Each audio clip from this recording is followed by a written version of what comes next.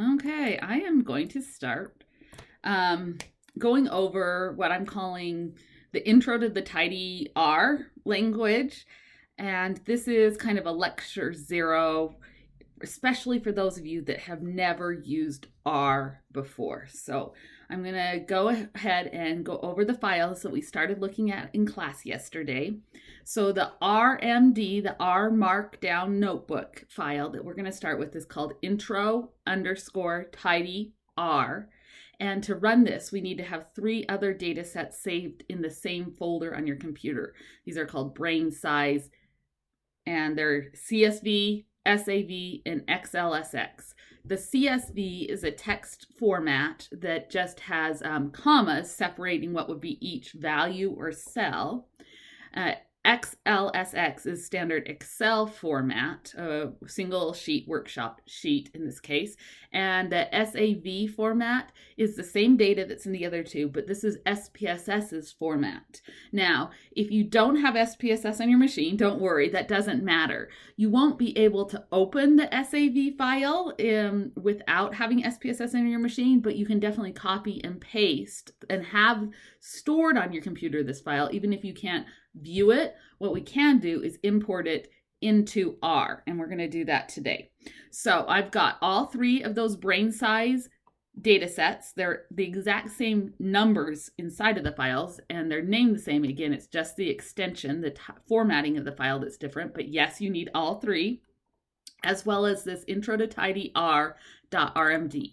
Now, since I have RStudio on my computer, when I double click on that file icon, it will open that file, intro_tidyr, in RStudio. And you'll see I have mine set up with the where I like my panels and the color scheme that we talked about in class yesterday. So the first thing I want us to look at is at the very top with the 3 dashes. That section at the very top is the Yaml header. Again, there's 2 things it has to have in there. It has to have a title, and it has to have what type of output. And you can have extra things, not any extra thing, but some extra things you can have in there is a subtitle, the author, and the date. So I've typed those in here. There is no format, or like on date, it's just text. So you can actually put October 3rd, 2023. or fall 2020, or any text really. It doesn't have to be in any specific format.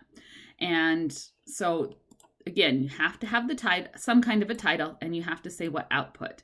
And we are going to go to PDF.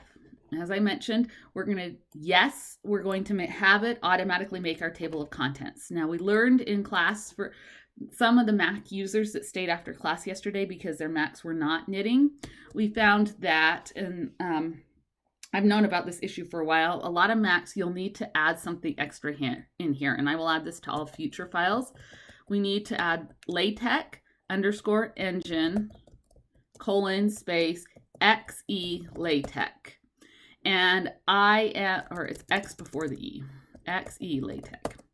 I am not sure why this makes it work, but I just know it makes it work. And it doesn't harm a Windows machine. If you're not having issues, it's not going to do any damage to add this. So I would say let's get in the habit of adding this. Now, that LaTeX engine, that needs to be after it says PDF document, and it needs to be lined up the same indentation as the TOC. Okay, I talked about clear page. That's just a hard break. That forces a page break. So after, it's going to do the table of contents first, and after it does the table of contents, we want to have a page break. Then starting at the next page, you can notice this text is a note to anyone who's reading this file that you need to have the brain size files, the CSV, XLSX, and SAV, SPSS format, all saved in the same folder.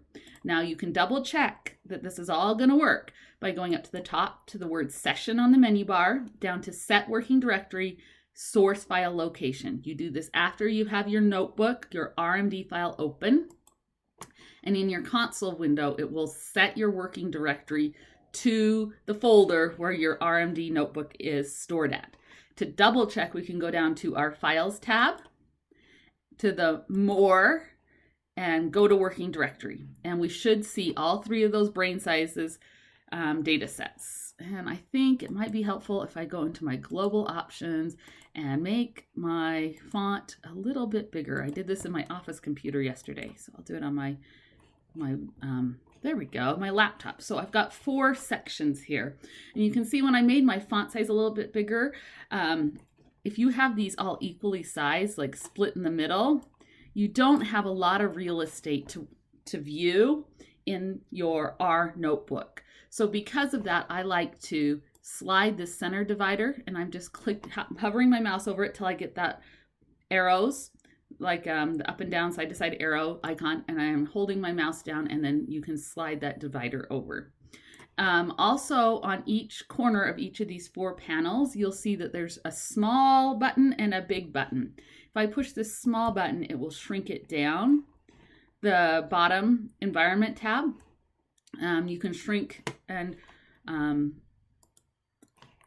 grow, I guess, the different panels to give more space to the ones you want to pay attention to. So I am going to actually make it so that they're all visible, but maybe not as huge as equally spaced. So we said the first thing yesterday we tried to do is push the knit button. When you push the knit button, you'll see it opens a tab over where your console is, labeled R Markdown. And what it's going to do is it's opening a copy of this R notebook file, the RMD file, in memory, and it's running all the code from top to bottom. It changes from R Markdown to regular Markdown, that's this MD. Then it converts it to tech file. So you see all these extra files that are getting created. So from RMD to MD, and then to tech, and then tech to LaTeX. And if everything's successful, it deletes the intermediate files. You don't have to have any recollection of any of the process unless you have an error. It's kind of helpful, but I'm happy to help you with the errors. But then here's our PDF. So we see we get the title, the subtitle, the author, the date formatted at the top in certain font sizes. And this is all just the defaults. We're going to go with it. And we've gotten our automatically created table of contents with our sections and our subsections. We went 2 layers deep in the table of contents is the default. You can add 3 or 4 layers deep on your table of contents. And if you're interested, I can show you how to do that. So these are the main things I want you to be able to do at the end of this recording. Again, if you've been in R for a while, you might be aware of all of this, so you can snooze or not even bother to watch this.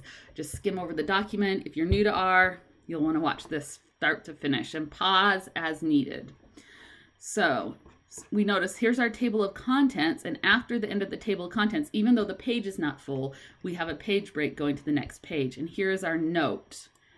And the note about needing these files, notice that's indented. When I use this greater than symbol, the math greater than symbol, the alligator, that's the key where your period is, that in front of text will indent a quote or indent that's text.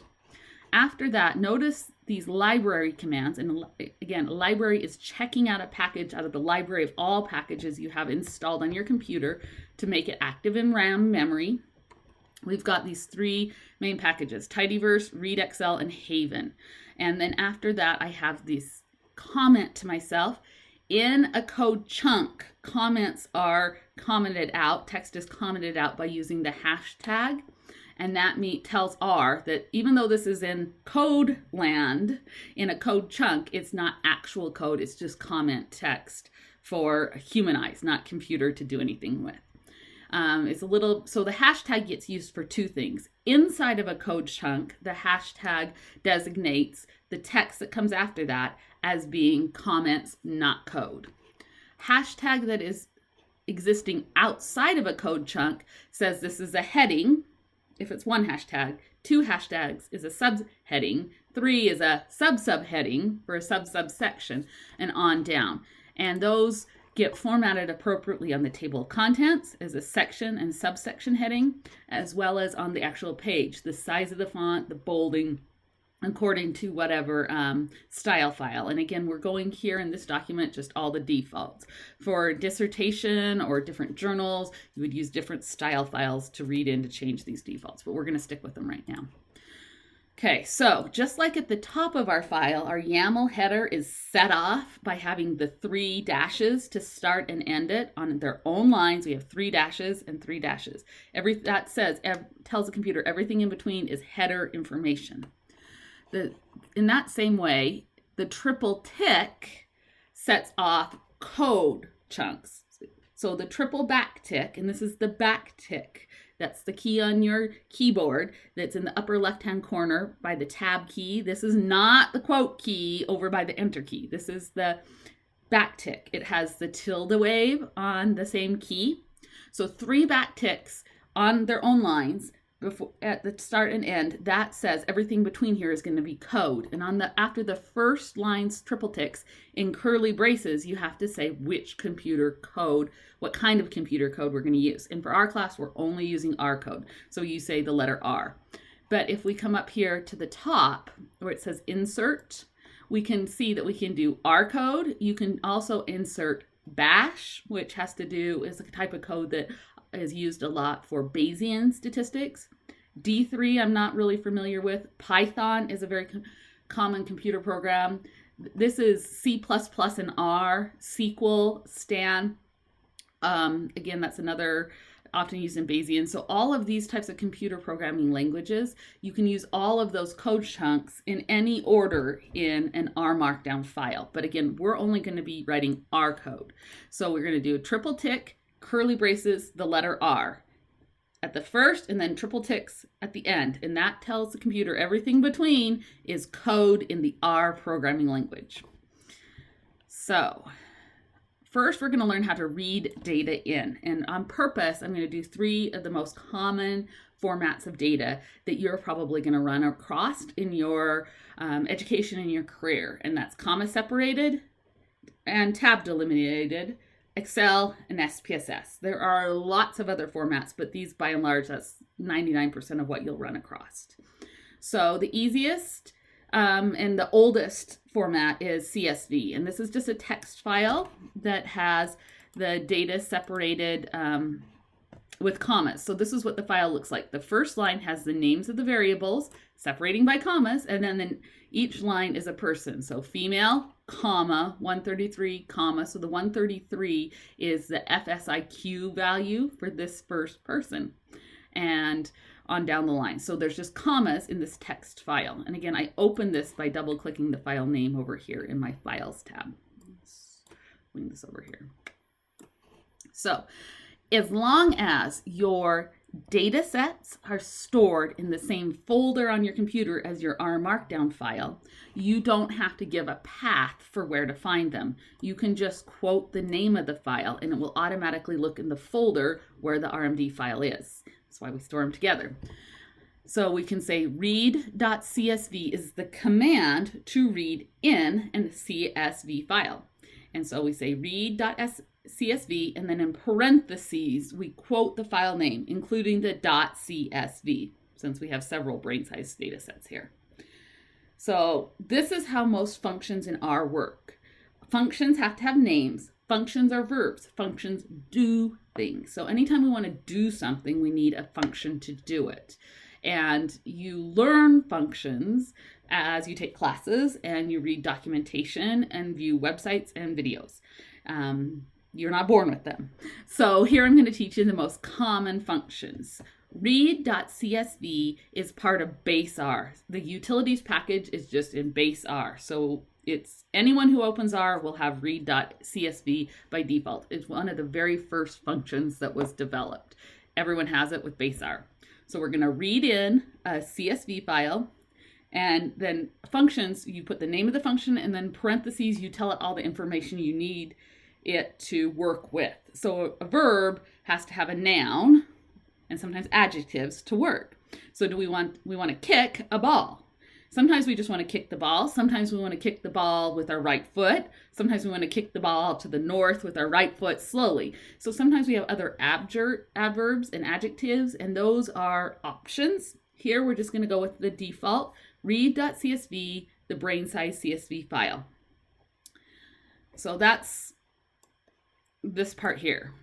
Again, the verb, the function that does something, has to have the nouns, adjectives, adverbs, the details in parentheses. And text is always quoted, so the name of a data set is quoted here. Then if we look right directly in front of the read.csv, we have this set of two characters that are smooshed together. We have the less than symbol and a dash. Together, these look like an arrow. This is called the assignment operator, as if it was one symbol. Now, these are two different buttons on your computer. The less than is on the comma key, and the dash is on the key that comes between the 0 and the plus key, or the equals key on the top line of your keyboard. So the less than dash together with no space between them, that makes the assignment operator.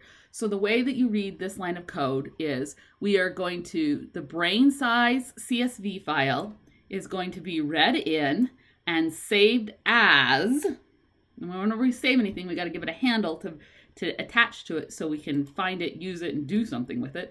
We're going to save it as a name. Now you can name your data sets anything you want. You could call them Fred, you could name them Bob, but that's probably not going to be very helpful. So we're going to name it something that's more meaningful, data CSV. So I know that this is data that's coming from the CSV file. Now here is the beautiful typed code. But it doesn't do anything until you run it. When you type code, you can see it, but it isn't executed yet. There are several ways to run the code. One is you can come to the run button up at the top and come down to run, and you can choose to run the current chunk, the next chunk. You can run line selected. You even can restart R and run all chunks. Sometimes we want to do all these things, but let's look at run current chunk. This is the green sideways arrow. This is the play button from our old VCRs. And if we come down a little bit more, there's a gray triangle going down to a green line. This is run all chunks above. So sometimes we always want to run our chunks of code sequentially, first, second, third, fourth, fifth. So sometimes we'll come back to the fifth chunk and we want to catch up. So we want to go back to the beginning and run them all. So that's a helpful button. But if you notice, each code chunk, and it'll have a slightly different color background to where our code is, and that's kicked off by those triple ticks, has 3 buttons. The gear I almost never use. Then there's the run all chunks above button, which sometimes come in handy. And the most handiest is the, let me see if I can hover on it, the run the current chunk. Now, when I ran it, a couple things happens. One, green comes up on the side showing our progress. This is only one line, so it didn't take very long, by the line numbers. And you'll also see in your console a copy of the code showed up. Now, this sideways greater than symbol, this is the cursor. This says ready for something. You can start typing in there. I can say 1 + 1, 2. I can ask it for pi, 3.14. It can be used just like a regular calculator. I can say, what's the log of 5? And so anything that a calculator can do. 3 to the power of 2, 3 squared is 9. I can ask for the square root of 16. 4, so I can use it as a calculator, but it also will show the code. Now notice that our code that we ran from this chunk on line 33 reads in the data set, but there was no answer, no output in our window, in our console, and there's no output created underneath the code chunk. This is because anytime we run code that includes an assignment operator, the doing is the saving, and so nothing is going to be printed out. There is no output when we print, do a saving operation. No output is created when we use the assignment operator. But if you were paying attention, you weren't distracted by everything being new. If you notice down at the very bottom of your window where it's the environment tab, we have something new that's shown up. It says data, and it says data CSV. This is what we named our data set that we just read in. And you'll notice it tells us we have 38 observations, each having 7 variables. And if you click on the name data CSV, it will open up the data set in spreadsheet-like form. So we've got the names of our variables across the top, and we know that here's our first person, they're female, and their FSIQ score was 133. That's just what we saw in the text format of our CSV file. But now it's read in, and it's being held in the global environment memory of R. Now, a lot of times when people are first learning R, they're more comfortable or familiar with looking at the data in this kind of spreadsheet form. In SPSS and Excel show it this way. In R, this doesn't end up being as helpful because you can't really interact with the data this way. So I'm going to go ahead and close that. A better way to see and work with the data now that it's in R is to use a code chunk.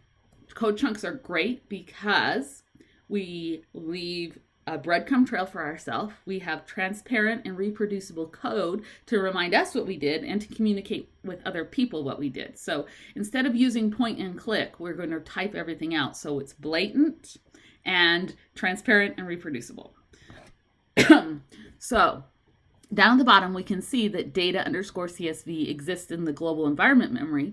But if we want to view it, the easiest way to do it is to just type that name all by itself in a code chunk. So here I've typed its name all by itself in a code chunk. And now I can push play and it will print it out on my screen. Now I have the names of the variables across the top, and I see that the first person is female with an FSIQ of 133.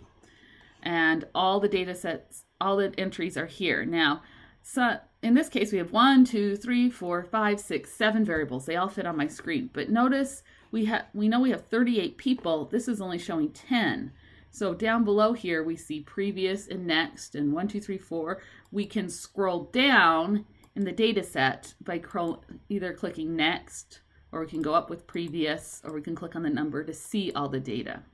So this is one way to print out a data set. And in this case, it works not so bad. Sometimes our data sets are really large and they wouldn't fit.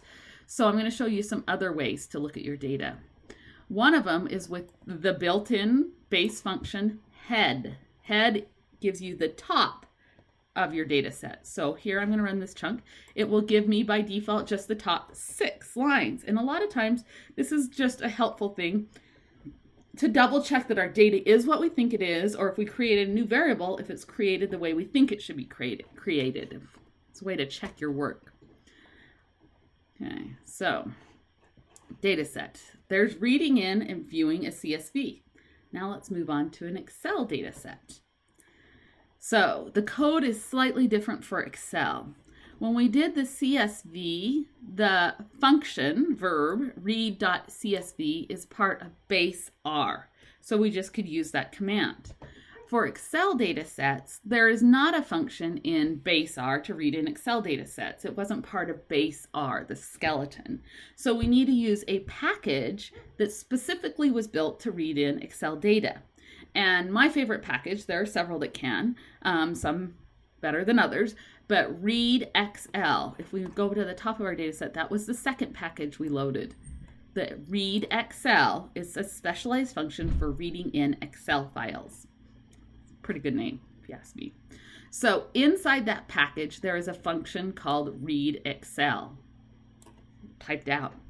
So if we want to use a function that's not in base R, we can specify it by saying the package name, and then very carefully 2 colons, double colons, so colon, next to the L key on your keyboard. So package name, double colon, function name for the function that lives in the package.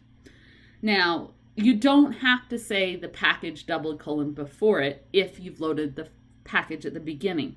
However, I am going to always, as much as possible, use the package name when I refer to a function that's not in base R. And I do this for many reasons. One is to teach you where functions are coming from so that you can use them too.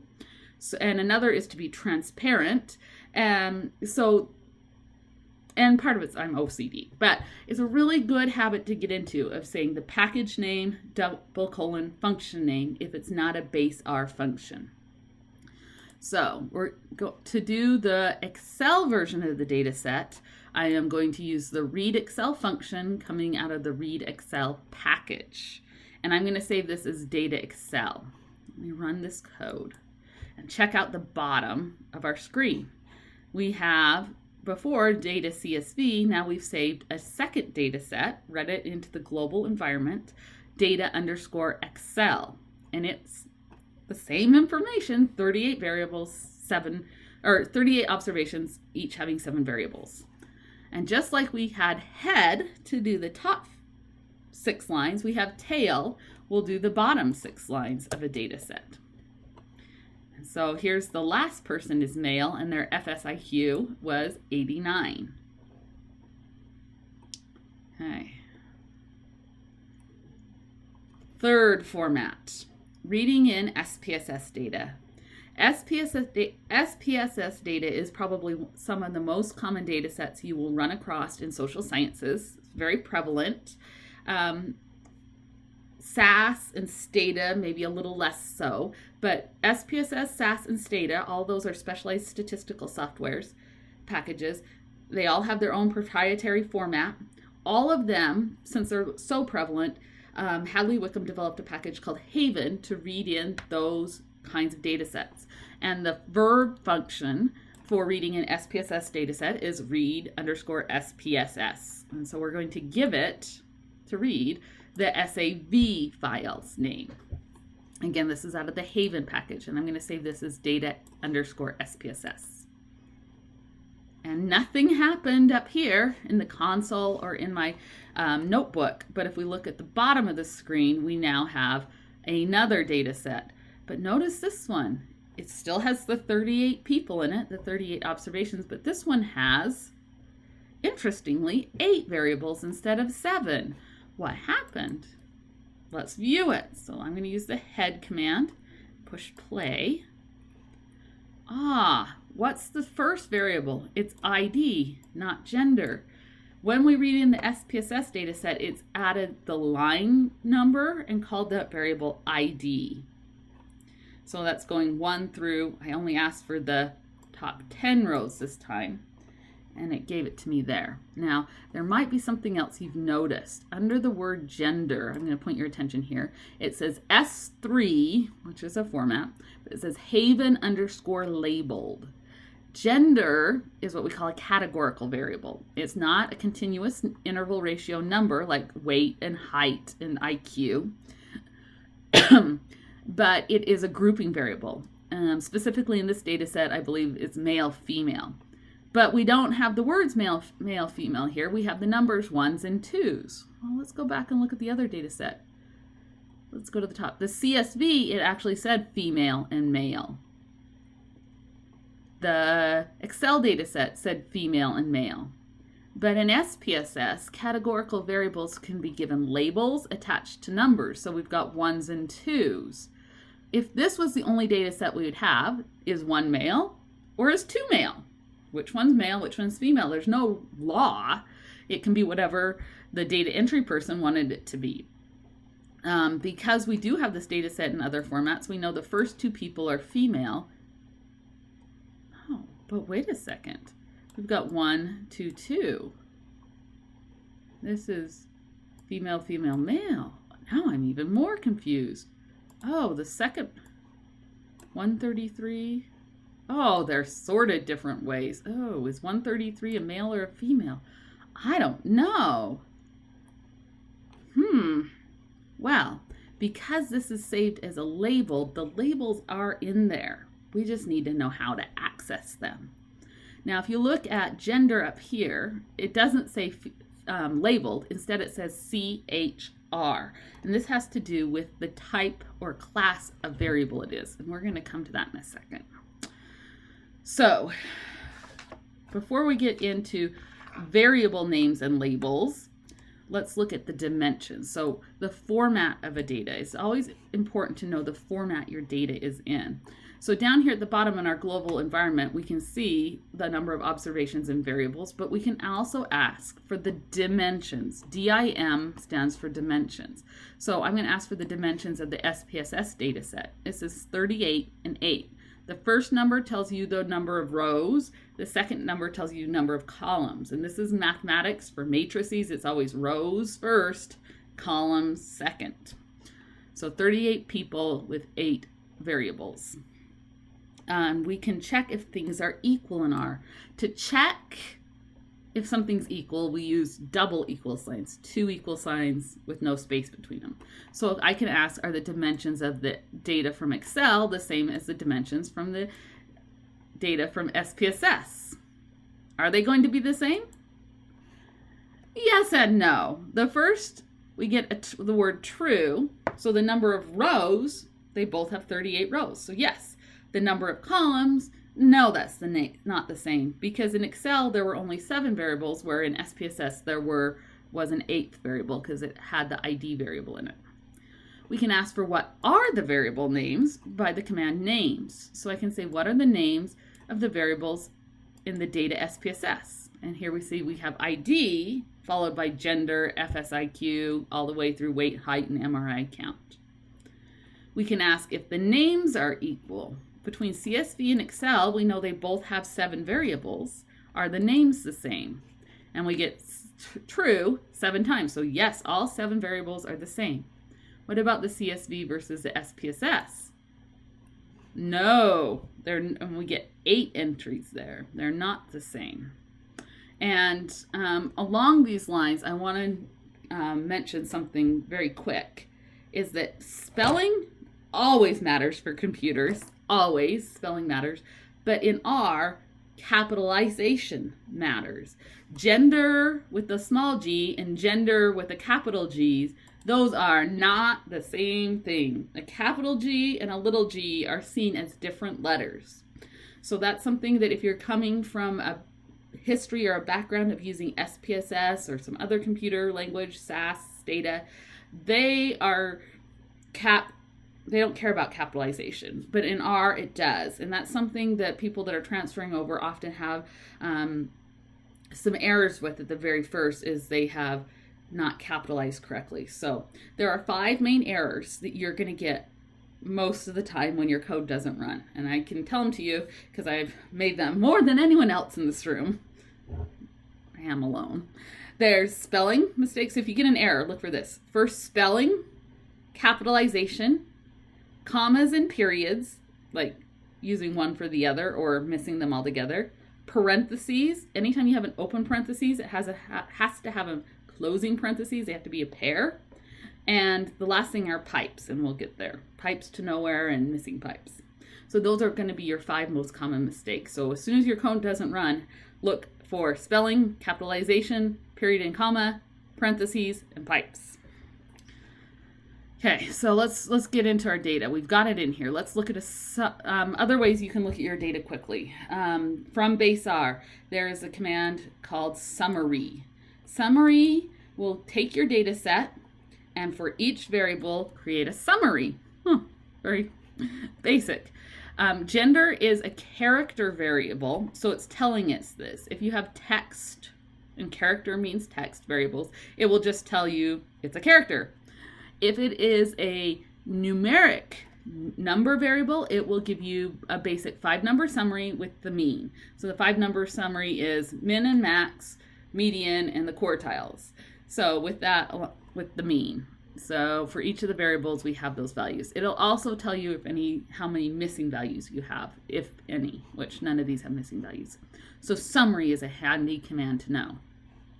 Glimpse is in the Tibble package, so I better specify that, is a little bit better for getting some more general information for your data set without printing the whole thing out. So it tells you the dimensions, number of rows and columns, and it also tells you the variable names and what type of variable there are, as long as listing the first few entries until it runs out of room. So gender, notice, is a DBL plus LBL. Now, DBL, to my understanding, is a double floating point decimal. It basically means it's a number. So it's being stored as a number. So the IDs are stored as numbers. The FSIQ, that's stored as a number. Height and weight, stored as a number. The only one that's not is this gender variable. We see the numbers 1 and 2, those are numbers, but it says plus LBL, plus labels. Labels exist there. If we scroll up to the printout of the SPSS dataset, the head, it said Haven labeled. It knows there's labels in there somewhere. So we need to figure out how to get them out. Okay. So I said DBL is a double floating point decimal. They also have sometimes you'll come across INT, it means integer. They're just numerics. We love, love, love numeric variables. Values, continuous values, we love them. We can use them for a lot of things. Factor is FCT is for categorical variables. This is whether they're nominal or ordinal, categorical variables. This is what we want our categorical variables stored as. Character is text, or an SPSS they are called strings. These are never good for analysis. We don't like characters for analysis. They might be okay for a table, maybe even a plot, but they're very hard, if not impossible, to put in a regression, ANOVA, a t-test model. So the last class that we're going to talk about is LBL, that labeled. These specifically come from SPSS data sets, and we want to convert them to factors as soon as possible, because in their labeled form, they don't work very well with our analysis. We need to change anything that's a labeled format into the factor format. And this is variable types, for variable types. So these are the classes of variables. I can ask, what is the class of data underscore SPSS? And it tells us it's a table data frame, a table and a data frame. So when you ask for the class of a data set, it says it's a data set, it's a data frame. Each variable, though, we can use this command, sapply, for simplifying apply. We can ask for what's the class of each of the variables in the data set, and it's telling us what we kind of saw before. ID is a numeric, all the other variables are numeric, but gender, this funky variable, is a Haven labeled. So it's saved as a vector with doubles, but they're double, remember, is numeric, but it also has these labels living in there. So here's showing you that capitalization matters. So I'm going to go to the data Excel. Now this $sign can be used to get a variable out of a data set.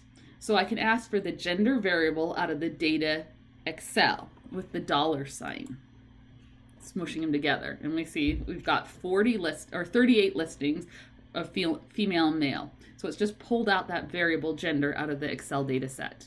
Now watch what happens if I pull it out of instead of the Excel data set, I pull it out of the SPSS data set.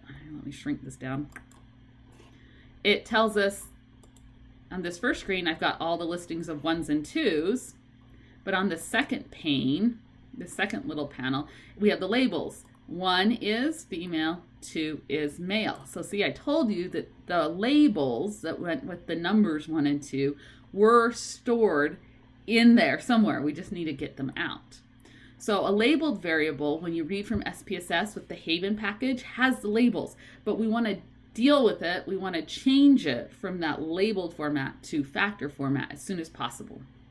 So table is another base R command, and it tabulates or does a tabulation, a counting of a variable. So here we see that in the SPSS dataset, gender, which in SPSS dataset is the little g, has 20 female and 18 males. I can change that labeled format into a factor. This is the most important thing you can do with this, and actually we can do the 4 cats as factored. We can also do, I'll show you this command. This one I've come to like better. The Haven.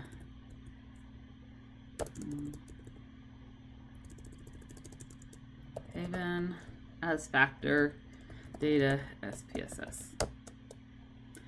Now notice the gender variable is now a factor and we have our labels back. So using the Haven package command as underscore factor changes from having that classification, the formatting of that gender variable, instead of being numbers, ones, and twos with the labels stored somewhere in the background, it actually applies the labels to each value. And this makes working with categorical data a lot easier, especially when you're modeling data. Okay, the pipe.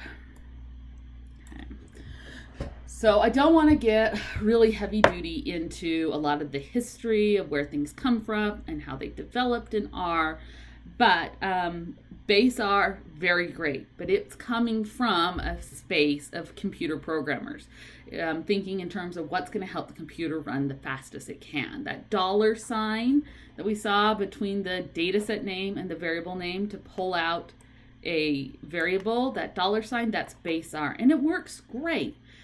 But the pipe developed from a place where what's easier for the human mind to think about. And for writing code, not necessarily that the computer, for the sole purpose of making the computer run faster, but more for the communication between human beings to be just as fast. So here is, and I can do this Haven package one, I like better. So I can do multiple steps on a single line of code. So I can take my SPSS data set, convert all my labeled values to factors, then pull out the gender variable and tabulate it. So there's like 4 steps I want to do. With base code, you have to use nested functions. So when I read this function, I say I'm going to tabulate after I have converted to factors this data set's variable gender. It's okay readable, but the steps to know what you start with, you have to find the innermost parentheses. So I'm going to start with this data set. Then I'm going to use the Haven package to convert the label to factor. Then I'm going to pull out the gender variable. Then I'm going to create a table. It runs fine. Just get it to run. Boom. 20 female, 18 males. But the more steps you have, the harder this becomes, and it's harder to piece. What if I wanted to change the variable name? I'd have to change it here. The data set name, you're going to have to hunt for it. And again, this is just a simple case. This is how we would write the same code with the pipe. So the pipe is another set of symbols because we don't want to use a letter or number that we already have. So it's, for no reason that I know of, is the percentage greater than percentage symbols, all squished together with no spaces. The pipe, it basically links steps together in a way that we can read from left to right, top to bottom, instead of this nested parentheses. So we can say step 1, then step 2, then step 3, then step 4. And so we can swap out steps a lot easier.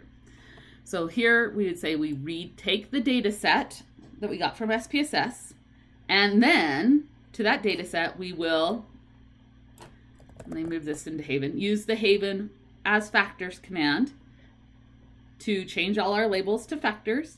And after that, we are going to select out the gender variable and then make a table of the values.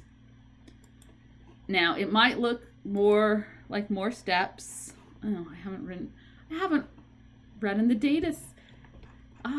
So let me show you this error again, because you probably will get this at some time. It says error in, and then it's like typing out all this code here that I have up here, and it says could not find function, and then it has in quotes percentage greater than percentage, the pipe. It can't find the pipe. I have this happen probably multiple times a week to me. This means it can't find that function, the pipe. That function, the pipe, is not in base R. It comes in the tidy universe of packages.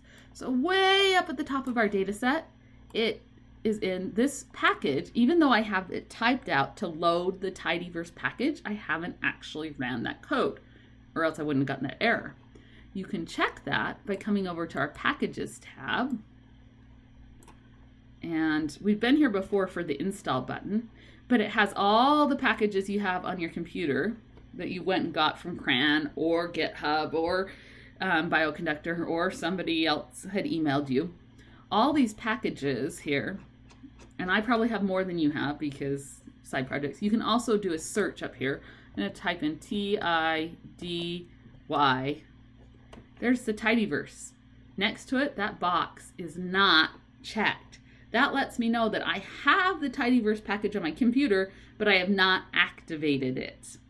If I run this chunk by pushing the run key, it will check the boxes for these packages. Now, the reason I haven't gotten an error yet is because anytime I was using a function, a command, out of the Read Excel and the Haven packages, I was calling those packages by name, so it was fine. But now I'm trying to use the pipe without telling it where the pipe comes from, so I need to load the package tidyverse. And so I'm going to click this button and watch next to the tidyverse, and that box will get checked. Tidyverse. It also selected tidyr and a couple other packages because this is a meta package. It involves a lot of packages. Okay. Now I can come back down. Let me get my menu by clicking my button up here. We're down to the pipe. Okay. Now I run this code. Boom. Gave me, so these two chunks, the line on 204 and the code starting on line 209, these chunks do the exact same steps and produce the exact same output. The only difference is whether it's written in base R or tidyr. And I learned base R 25 years ago, and it works really great. But for those of you that are not computer programmers, it might be a little hard to think that way. And I have found in switching over, even though I'm a trained statistician and trained in computer languages, I find that my human brain thinks a little bit better in tidyr now that I've gotten used to it. And I've found that students pick up on it a lot easier. And it's very handy for doing real life data analysis, because often we'll do an analysis and we're going to say, well, how would it change if we took out those outliers? How would it change if we only looked at the females or just the males one at a time? Or what if? And anytime we want to change the analysis with the pipes, we just add a step in, stick it in between two steps. If you're writing with base R, you have to find the nested parentheses, and it's a little bit harder to adjust your syntax to all those what if changes. So I'm going to teach tidyr. I'm going to use the pipe. So the pipe just links steps. So you have first step, second step, third step, and on. You have to have a pipe to connect each step, but you do not want a pipe going nowhere. So we would not want to put a pipe at the end after the last step, because the pipe says, hold on, we're going to do something else. If I was to have a pipe going nowhere and try to run this code, it's going to say incomplete expression. I'm still waiting for something, so let's go back and delete that and rerun. So I said there's 5 mistakes. Spelling, capitalization, periods and commas, either missing or you hit the wrong one. That's my favorite mistake. Parentheses that don't match up, and pipes, either missing or going nowhere. So to review with the pipe, I can say what are the dimensions of this particular data set, and it will tell me the rows and columns, or I can start with the data set and ask it to then give me the dimensions. Those will do the same thing. And for people who've used R before, they say, oh, that's more typing. But really, I'm doing this to save you time down the road. So here's a multiple step example. So I'm going to start with the data set. Again, I'm going to use the Haven as factor to change all the variables to from labels to factors. Now over here in the this blue text, this is just comments to myself. So it doesn't matter how I spell it or what it says. That hashtag tells R to ignore it. Spelling and capitalization does matter in the code, which is showing up as the white text here. And this blue text, since it's the hashtag, that's the comment out. I like to have things line up.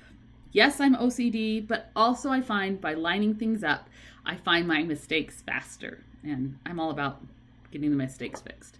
Okay, so I'm going to start with my SPSS data set and then use the Haven package to make all the labeled values to factors. And then I'm going to use the dplyr package to select the gender variable. And then I'm going to make a table.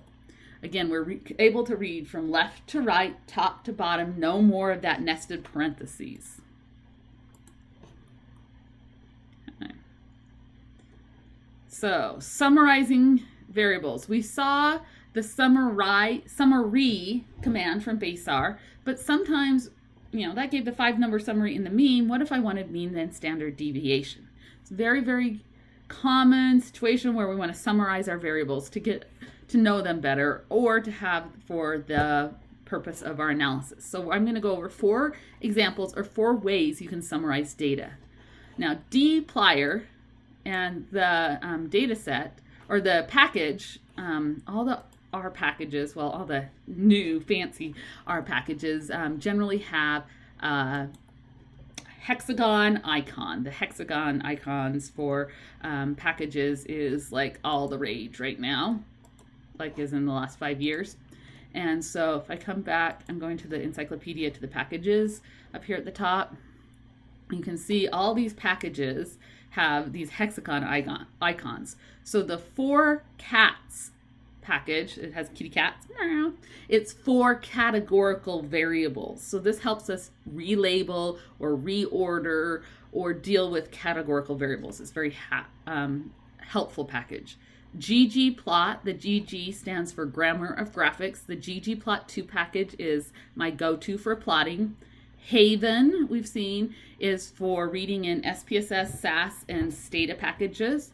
Read Xl is for reading in Excel data. We're going to see the furniture package, which is good for making tables, specifically table 1, correlation tables, frequency tables that we commonly want to do. And then this last one that we have here is the dplyr package. D stands for data, and pliers, these are like a tool for manipulation. The dplyr package has a lot of functions in it for basic manipulation of variables. Select, filter, summarize, mutate. We're going to learn a lot of these. So I'm going to take my data set, and then using the dplyr package, I'm going to do the summarize function. And I want to summarize my variable height in 2 ways. I want to take the mean of height and the standard deviation of height. And you can do the summarize function. You can compute, it'll take your data set and summarize it, and you can summarize multiple things. And it's most helpful if you name these. So I'm going to say height underscore capital M is going to equal the mean of the height variable, and the height underscore SD is going to equal the SD of the height. Now, mean and SD are R functions that do the mean and the standard deviations. They need to be spelled that exact way. One way, if you're not sure of how things work, how a command or a function works, you can come to your console and type a question mark and then the name of the function and enter without spaces. So I'm going to do question mark, mean, and enter. And what that's enter twice. Enter key didn't work. It's going to bring up the help page. Another way to do that is to come in the help tab and in the little magnifying glass type the function name, and you have to enter twice. And we have the help page that goes with the function mean. Mean is in base R. So that's the first thing. All help pages for R, anything out of CRAN is set up the same way. The top of the page, we see what's the name of the function, where does it come from, what package is it in. So this is our documentation. We have the name of the function is the arithmetic mean. We have a description. It's a general function for the, and it could be trimmed, arithmetic mean. Trim means you throw out the top and bottom percentage. So we use it by saying the mean, and then in parentheses we have to give it at least something. X is our general algebraic stand-in. X is an object that you want it to do the mean of. And trim, see this ... are optional things that you don't have to put in. Trim is the fraction from 0 to 1/2 of the observations to be trimmed. It's going to take off the top nothing and nothing, or the top half and the bottom half would be trimming everything. So it's got to be in between trimming nothing and trimming everything. And it'll find the average, the mean. of everything else. There is also an option that we're not using, which is na.rm. NA is our stand-in for not applicable or blank. It's just the stand-in for a missing value. So na.rm is a frequently used option to say, do you want to ignore and throw out missing values, or do you want to flag them? We don't have to worry about it this time, but I'm just pointing that out. So the usage, the help menu will have, for each command, we'll have the command function name, what package it's in, a name and a description. It'll show you what's required and what's optional, and a little bit about them. And it'll tell you what it does. It'll give you a reference to cite, which you probably don't have to cite mean. And then it will sometimes have see also, things that are similar to it, and then at the bottom, examples for every command in every package that you can get from CRAN. This is so much more helpful than anything I've ever used with SPSS and SAS. So here I'm going to do the SPSS data set, and I'm going to summarize two things: height, the mean, and the standard deviation. Boom. It's added them up, divided by 38, and here it's in the standard deviation, which you'd never want to do by hand. Okay, so this was the dplyr summarize command, where I separately did the mean and standard deviation and separately named them. There is another way to do this. You can do the summarize at command, and this is helpful if you want to do like the mean of several variables or the standard deviation of several variables. So I could ask for the mean of the variables height and weight. And I don't have this here, I'll put it here. We can do the same thing where I wanted to do like the standard deviation. And maybe I also wanted to do the, what was it? The FSIQ. Let's do that one. 3 variables. Oh, there's the 3 standard deviations. So we can use summarize at to do multiple variables. One function, but multiple variables. There's also the summarize if command, and so we can be more generic. We can say if it's a numeric variable, we want the mean. Instead of listing all the variable names, it's going to give us the mean of all the numerical variables. Now, ID, should we really do the average of ID? Probably not. How about the average of gender? Really probably not. But it's just checked if the variables were numeric or not. And in the SPSS data set we started with, remember, gender was stored as a double labeled. If we wanted to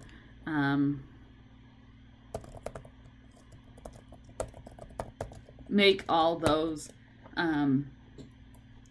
labeled variables into factors, then gender is not going to be averaged because it will no longer be numeric, it'll be a factor. Okay. There is one more way to use the summarize. We did summarize by itself, summarize at, summarize if, and then there's summarize all. So we can summarize all the functions, and we can do, we're choosing specific variables and applying one function. We can do all the variables and do multiple functions. So I can ask for the mean and standard deviation of all the variables. And I've added another step. I grouped the data by gender so that it would do these summaries by gender separately for male and female. So I've got the means and the standard deviations of the weight and height variables. So I'm putting steps together one at a time, these basic building blocks to do something specific. So I wanted to get the means and standard deviations, 2 functions, for 2 different variables, weight and height, but separately by gender. So I'm going to start with my data set. I'm got to convert that gender variable, which was a label, to a factor, then a group by gender, select my variables, and then summarize them. And then we can get a specific tabulation by building it up with those blocks. And as much fun as that is, this is something that we want to do a lot of times. Usually we want to get these descriptive statistics, means and standard deviation, of a lot of variables, either for the whole sample or by subgroup. It's a very, very common first task in our data. In fact, it's so common that it's often called Table 1 in every manuscript probably that you've ever read. Table 1 is almost always the descriptive statistics for all the variables in a study. And because of that, Tyson built this package called Furniture. Again, we saw its little icon is this table and chairs. He called it Furniture because he's got several different tables and a washer function, and so that's where the name came from. Very cute. But he called the command Table 1. So Table 1 will build the descriptive statistic table for your data set, and pretty much the way we do all the time. There wasn't a really good function out there, so we built one. He built it. I've given a little bit of input, but he has built it. So with the pipe, I'm going to start with my SPSS data set, and then I'm going to use the Haven package to make all those labeled variables factors, and then I'm going to use that Furniture package to create Table 1, the descriptive statistics, and then you list out the variables, gender, height, and weight. A little bit less wordage than this. And here, let me run this. Boom. So we have total sample size, 38. Gender, we've got 20 and 18. For categorical variables, it automatically does number counts and percentages. For numeric variables, it automatically does mean and standard deviation. It looks at what kind of variable it is, and it does the right thing. This is all great and dandy, but this output, very viewable by the human eye on the computer screen. It doesn't look very good if you looked at the printed out PDF. To make it look better on the PDF, we can add the option to output it in Markdown format. And it looks a little different on the screen, but what it does is when it prints it out, let's go to that part in our, let's see. Here is the basic print. Let me make this bigger. So when we do basic Table 1, what it looks like in a printed PDF after we've knitted it, versus when we add output equals Markdown. See how it's an actual table. Now the next thing we can do, so this is the whole sample of 38 together. What if we wanted our descriptive statistics separated by male and female? The easiest way is to add a group by command, and you could do it the other way, but group by gender. And I need a pipe. We have to have a pipe to connect every step. I can just take what I had before and group. So I start with my data set, and then I pipe it into the Haven package where I want to convert my labeled as factors. And then I want to go into the dplyr package and group by the gender variable. And then I want to go to the Furniture package using Table 1 for the weight and height variables in a Markdown output. Now, here's something new that Tyson has added. So we got female and male separately. What if you also want a total column? You can add the option total equals true. Then we'll get a total column for all 38, the mean and standard deviation for weight and height, and then separately for female and male. What if I wanted to add the, what was the other variable? FSIQ. Now if I just put the variable there and try to run it, I'm gonna get a mistake. And the reason is everything in parentheses has to be separated by comma. Remember I had said spelling, capitalization, period commas, parentheses, pipe. I need a comma to separate this new variable I've added in. Now I've got height, weight, FSIQ, and it's been added to the total column as well as the female and male. Now, this is almost what we usually do, but we use sometimes, and you can put the split by gender in here, but students sometimes get confused because group by gender, it uses the tilde wave after the equal sign, which is a whole nother thing. Okay, so I'm going to say total equals true, but I also am adding test equals true. Test equals true will test your, oh, I forgot another comma. Test equals true will test your groups. So here I have, for the weight variable, the average for females is 137, but the average for males is 164. Is that statistically significantly different? We would compare two groups on a numeric variable with the t-test, and it's calculated the t-test for us automatically and put the p-value here. And I'm going to add FSIQ here as well. Let's see. Weight and height. Men and women differ significantly on weight and height, but the IQ variable, they do not differ on. The averages are about 112 and 115. With the standard deviations in the realm of 24-ish, that's not a significant difference. So again, this is something that we want to do. We do a lot of times, and we can use syntax, and specifically this furniture one command to make that a very quick task instead of having to summarize each variable one at a time. I know the next thing students ask is, okay, how do I get into Word? And the answer is, you build the table in Word and move each value over. It's a pain. I'm sorry. There's no shortcut. Oh, one thing. Sometimes you'll have your mouse over it where the table is. I think in Mac, sometimes this looks like black on black and you can't see it. If you can't see anything there, try highlighting it and it will show up.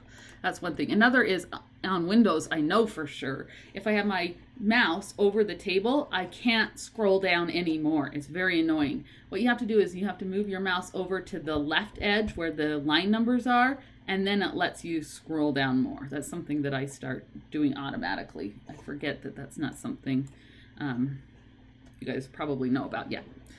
So another thing. So here I wanted to break my columns into male and female because I already have the gender variable. What if I wanted to break them up into different columns based on the IQ variable? Low, medium, high IQ. Well, IQ is a continuous variable.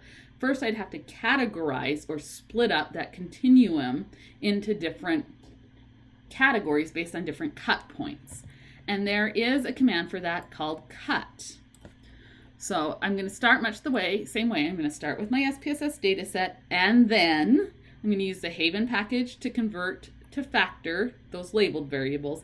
And then I'm going to use the most common task that I do is dply or mutate. Mutate is a change, and I always think back to the Simpsons cartoon where the wastewater from the nuclear plant's going into the pond, and there's a fish that comes up and he has a third eye. When I think mutate, I think growing a third eye. The mutate command grows a new variable in your data set.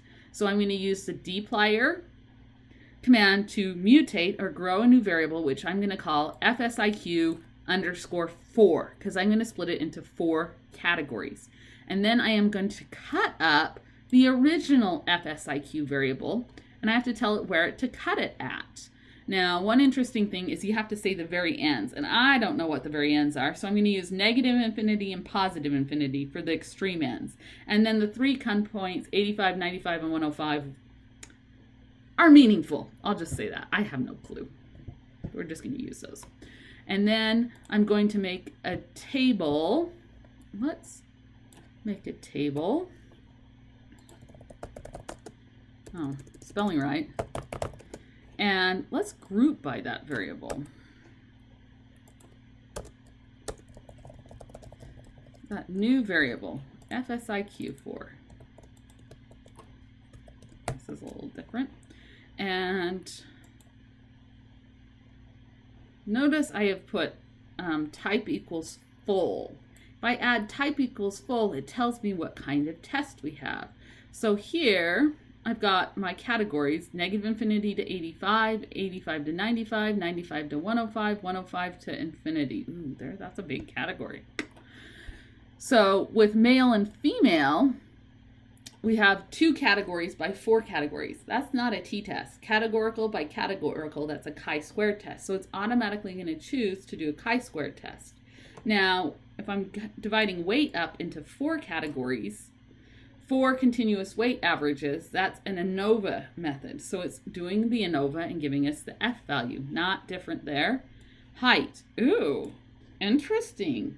there is not less than 0.05, but perhaps slight evidence that we might be interested in looking at. There is an association between IQ and height. How old are these people? Okay. Oh, we're so close. Last thing, plots. Just going to look at a few basic plots and making some basic plots in R before we sign off for the day, to give you a little flavor of what SPSS can do. We're going to use that same piecewise function of doing one step at a time, connecting our steps with the pipe. We're going to start with our data set, and again, we want to get rid of those categorical variables, or we want to take the labeled variables and convert them to factors. I'm tired. And then we're going to use the ggplot command. This is one of the only times that I don't use the package name in front of the function name. ggplot is so common and so unique and separate that I'm not going to say ggplot2 : ggplot. Now, ggplot takes some getting used to, and there is a whole history here for why it works the way it works, and why the package is called ggplot2.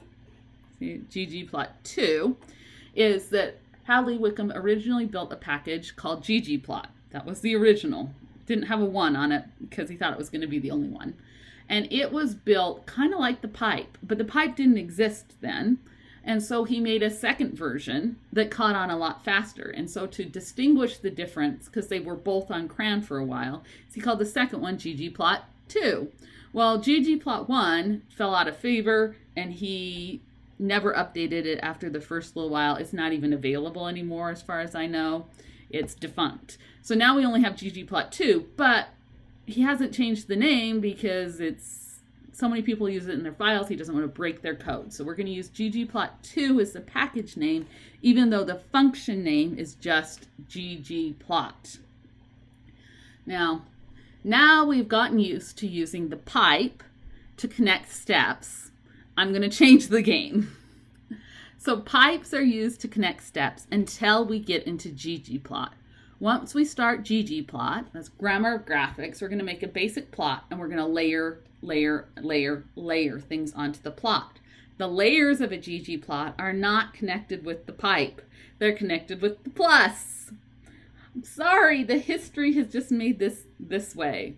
But you can get used to it. We can get over it. It is something that I do wrong. Now, just to show you, I'm going to put a pipe there. If you forget and put a pipe, there's a handy dandy message. It says error.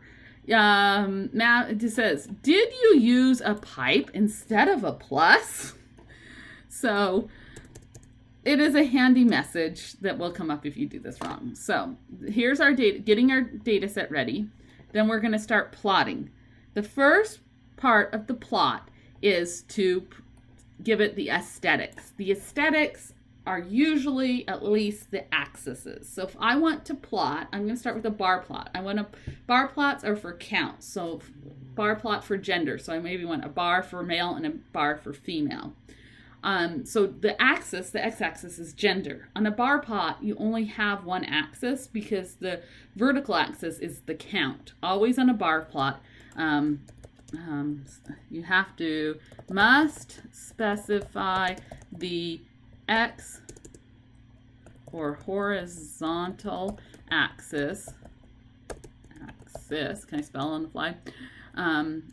Only the y or vertical axis, is always the count or frequency. So in the aesthetics, AES, we only have to say that we're using gender. And then we add on if we stop there, now I'm going to highlight that much. And if I push play, it will run everything. So I'm just going to go run this. Does it say highlighted? If I do selected lines, okay, there we go. So it's made my plot. I know gender is my axis. Let's see if I get it on here. And it knows because it's doing it, this data set that I have, and this variable, gender, that we have female and male. So the aesthetics set up your axes. Then you have to add on the layer to do any geometric drawing. And so GM bar will make this a bar plot. So above male and female, it will build the bars as tall as the frequency or the count of each of those. This is all just basic. You probably want to change that if you're going to publish it, but for human eyes on the screen, that's fine. So for a histogram, a bar plot would be the counts in a categorical variable. A histogram would be for the distribution of a continuous variable, like the weight variable. I'm going to do much the same thing. I'm going to take that data set, convert that gender labeled variable to a factor, and then I'm going to set up a plot, but now I'm going to use weight. If I just run that much, now it has weight and it knows it's a continuum. It will automatically scan the data set to see what's the range of weight in that data set and make the axis that wide. And select some good tick values. You can override them if you don't like them, but we're going to just do basics. Now I'm going to add on the histogram. Now, by default on a histogram, it's going to choose to make 30 bins or 30 columns. It does give you some information and say you might want to pick better bin widths than 30. And the way you can change that is you can say the number of bins should be, maybe I'm going to say 12. That's one way. Maybe 10. Okay. Or you can say bin width. Say I want maybe in 3-pound increments. No, that's too much. Maybe 5-pound increments. 10-pound increments. You can play with your histogram that way. Okay. Scatter plot. Scatter plots are different. Instead of just having to label one axis, you have to specify which variable you want on the x-axis and which variable you want on the y-axis. And to do this in the aesthetics, we have to say which variable should be the x-axis and which variable should be the y-axis. We have to say both. And since there's two variables, we have to say which one's x and which one's y. And that will set up our blank chart. So we've got weight on the x-axis, height on the y-axis, the range that they are in the data set with nice tick marks, and then we can say add the points. And so we get a scatter plot. Okay. You can become much more complicated. You can add additional layers. Like I am going to, on the points, color them by gender, and then add some linear regression lines to them and create the, use the theme BW black white. I really dislike this gray background with the white lines. I like to have a white background with gray lines. And so here would be, we've still got height and weight, but now we've colored by gender and done regression separately for males and females by just adding a few little pieces of code. Now, it will take a while to learn this. I just wanted to show you some of the things that are available to you. In real life, we might want to do additionally where we would want to panel by male and female. This is often the case. And in this case, we probably wouldn't need the legend anymore.